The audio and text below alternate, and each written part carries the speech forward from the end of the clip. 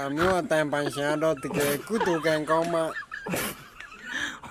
နားထောင်ခွင့်ရတာမလို့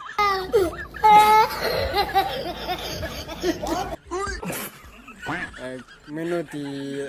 အချင်းနားထောင်နေပြီဆိုရင်မင်းတို့ကံကောင်းလို့နားထောင်ခွင့်ရမယ်ဆိုတော့မှတ်ထားလိုက်ပါနော်တော့မိုက်နော်တဲ့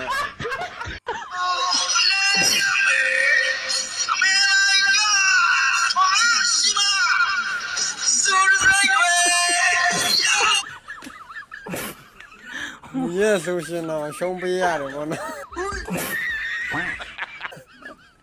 都高呢。